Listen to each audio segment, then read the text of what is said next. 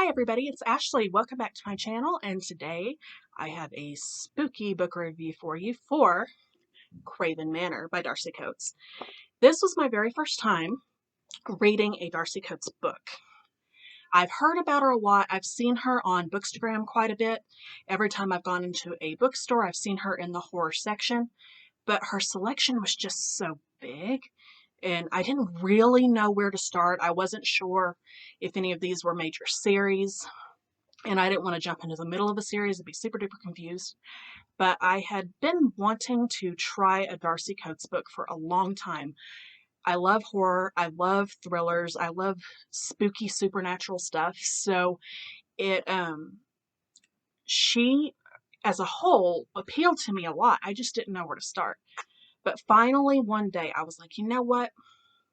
I am in a spooky ghostly type of mood. So I went in and I picked one up at random. And that one was Craven Manor.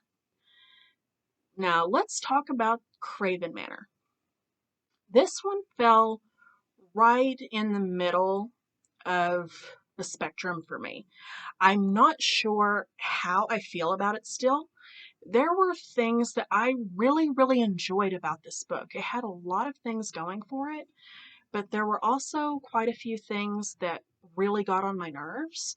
So I don't know if that is specific to Craven Manor or if this is just a Darcy Coates style type of thing.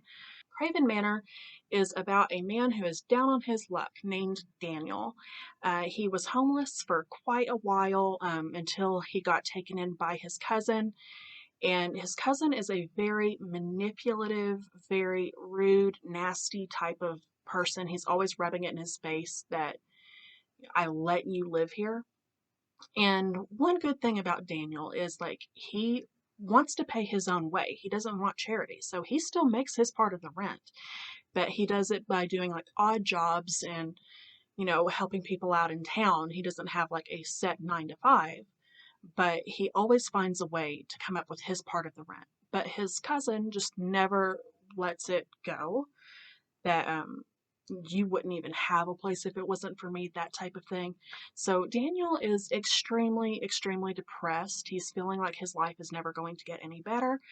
And one day he gets a note slipped underneath his door that says something along the lines of, come and be a groundskeeper at Craven Manor. It gives him directions, and he's at the bottom of the barrel. So even though this sounds completely suspicious to him, he's like, he still wonders if this is a way out of his current circumstances, and he decides to go and check it out. So he follows the directions in the note, goes through this spooky old forest, he gets lost a couple of times, and he's starting to think that it's a joke or a prank that his cousin has pulled on him.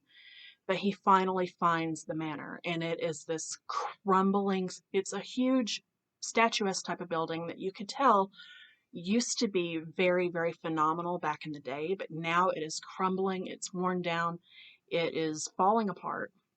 It's overgrown with all kinds of vines and plants. It's a complete disaster.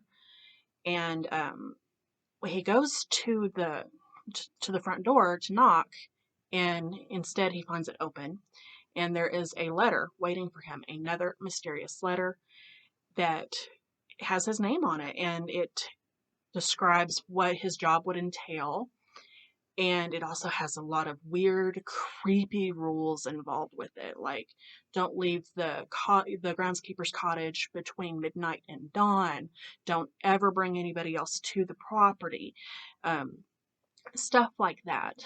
And it has some gold coins in it. Point Daniel is still completely suspicious. He's like, there's absolutely no way, this is too weird. How am I not going to meet the person that will be employing me? I mean, these are very good questions that he has. So he ends up having a fight with his cousin and decides, you know what? I don't care if it's weird. It's a place to stay. It's weekly pay. And there's nobody to bother me, really. So he decides he's going to go ahead and take the job. So that is the setup for the plot line for Craven Manor. Let me just say, positives. Let's start with the positives for this book. This is a very, very quick, easy read. At no point was I bored. Darcy Coates was really, really good at setting the pace and keeping it going. There was plenty of tension, and it was very, very easy to read. So it's like, I will give it that. The characters were fully developed. Daniel was a very likable protagonist. It had a small cast of characters, I will say that. So it's like, it was pretty isolated for the most part. I personally like that, but I know that some people don't. So I'll just, throw that in there. And the atmosphere was very, very good. I could picture this building. I could see everything in my mind's eye. Like, she was so good at painting a picture with this. And I felt the atmosphere. It was very, very intriguing. And I felt like I was seeing everything through Daniel's eyes. So that was very nice. The negatives. Daniel. I know I listed him in the positives as well. And this is a unique experience because he was a good character in that he was very likable, but he was flawed. So it's like, it was interesting to read about him. But what turns him from a positive to a negative for me is the fact that he started making really, really stupid decisions. And he started coming across as extremely moronic or somebody that doesn't think before they act. And for a secondary character, that might be okay. But considering that this was through his eyes, we were in his head the entire time, it was extremely frustrating because it's like you see what he's about to do before he does it, and you're already thinking, don't do that, this is going to go extremely wrong. And then he goes and he does the thing, and you're like, yeah, I told you that was a mistake. And he does it so many times. Like, the first couple of times I could have excused it because, like, he just accepted this job. He doesn't really know what it's all about yet. He doesn't know the history of the place. So it's like his lack of knowledge could explain the first couple of incidents. But once he learns the family history, the property history, once the first couple of things happen, you would think he would learn. But he doesn't. He just keeps doing the same stupid stuff. And it aggravated me like no other. I couldn't stand some of the decisions this boy made. And eventually I'm just like, you're asking for this stuff to happen now. Like, you've been told not to do XYZ. You go and you do XYZ. And you act surprised when there's repercussions to it. Like, it just infuriated me so much. I wanted to reach through the page and smack this boy upside his head. I mean, that's how bad it was.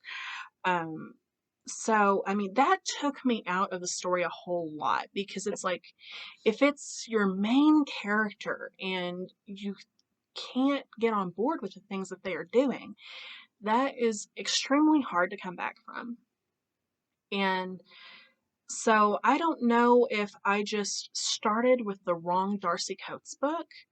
I do want to try something else, but I don't want something that is very similar to that. I don't want to go through that experience again, is what I'm saying. So I want to try her again because, like I said, there were things about this book that I did enjoy, but Daniel ruined it for me. He really, really did. Are all of her main characters this stupid and unlikable? Let me know down in the comments. I really, really need to know. And also, like, if you have a recommendation for her, like, please drop that down below as well of something that you think that I might like a little bit better. But all in all, this ended up being a 3. I put it right in the middle because, like I said, there were amazing things about this book, and then there were things that just really, really bothered me. So this is kind of like a middle of the line. But that is all that I have for you guys today. If you like this video, please make sure to subscribe, like, comment, follow me on the social medias. Click that bell if you want to be notified of all my upcoming videos.